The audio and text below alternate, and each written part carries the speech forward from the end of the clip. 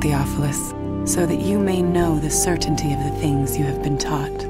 Luke chapter 1, verses 3 and 4. You have to understand that people in the first century valued eyewitness testimony. And this is why, from the 2nd century on, it was important to the early church fathers that the people who were alleged to have written the Gospels actually wrote them, and that they were eyewitnesses of the things they wrote. We have actually very early attestation of the authorship of the Gospels. The early church father Papias, for example, as recorded by the church historian Eusebius, identifies Mark's Gospel as essentially the eyewitness account of Peter.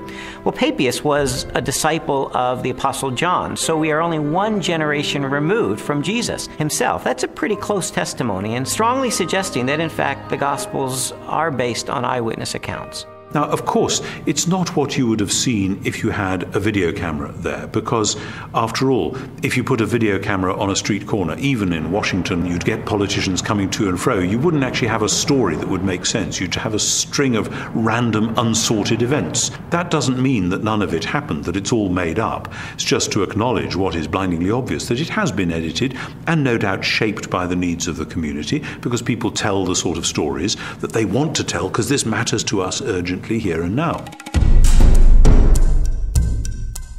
Most historians date Jesus' birth between the years 7 and 4 BC, and his death no later than AD 33. Jesus' public ministry began with the choosing of his disciples and lasted approximately 3 years, culminating in the Passion Week and his trial and death. Scholars generally agree that the Gospel of Mark was written first, sometime between the years 60 and 75 in the 1st century. Matthew and Luke were probably authored shortly after, followed by the Gospel of John. The New Testament Gospels are by far our earliest and most reliable records of Jesus of Nazareth. All of the New Testament Gospels were written in the 1st century. Not only are they remarkably close to the events themselves, but in fact, eyewitnesses are still around. If they were passing on untruths, if they were not passing on reliable history, then we would expect eyewitnesses to say, wait a minute, this isn't what happened. But eyewitnesses are around. Eyewitnesses could confirm what they said. All of the gospel writers either were eyewitnesses or interviewed eyewitnesses to gain the information that they gained about Jesus Christ. As I scrutinized the gospel accounts even further, I realized that it was important to find out not just whether or not the information was rooted in direct and indirect eyewitness testimony, but I needed to know, was this information reliably preserved during the time period before it was finally written down? We have to put ourselves into the ancient world without modern media, without even a print-based culture in which the only and the standard way of preserving information was through oral tradition, most of which was memorized. Young rabbis were often forbidden to comment on a passage of Scripture until they had memorized it perfectly.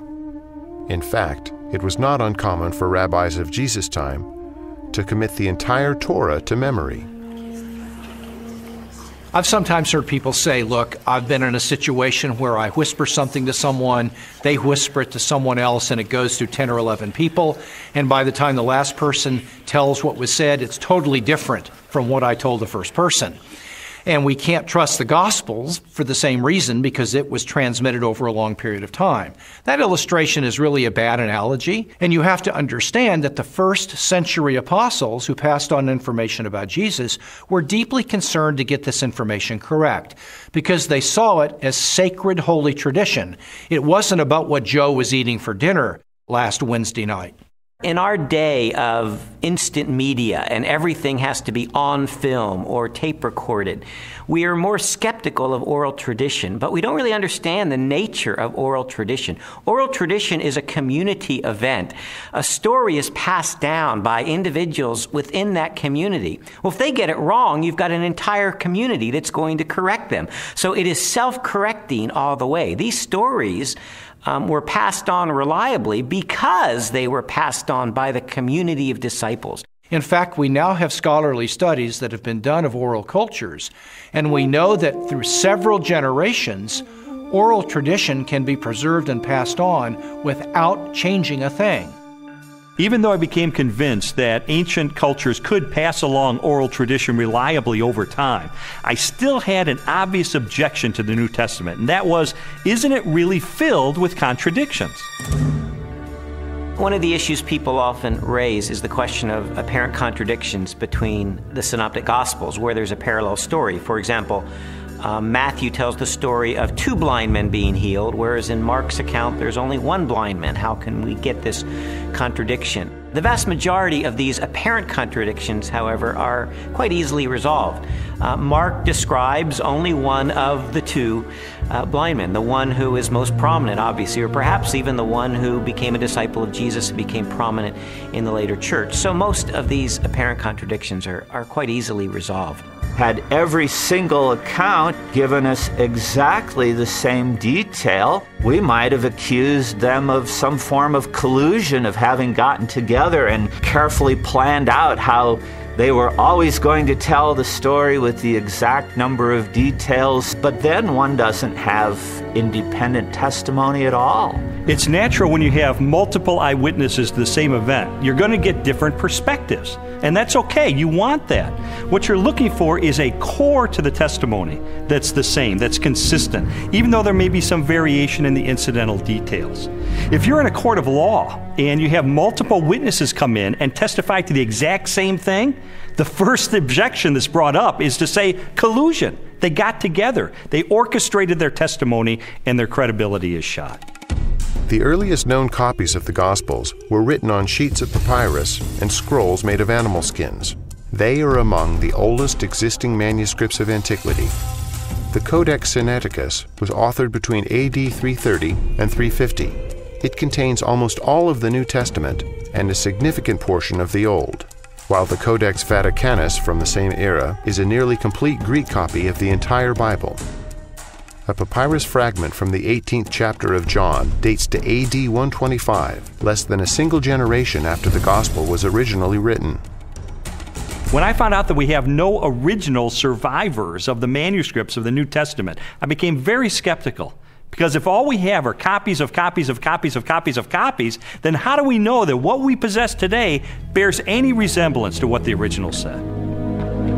We have better manuscript attestation for the New Testament than any other ancient document. For example, the Bible of the Greeks, Homer's Iliad, is preserved in maybe 600 manuscripts, the oldest of them 1,000 years after the document was actually written. The New Testament, we have something like 5,000 Greek manuscripts.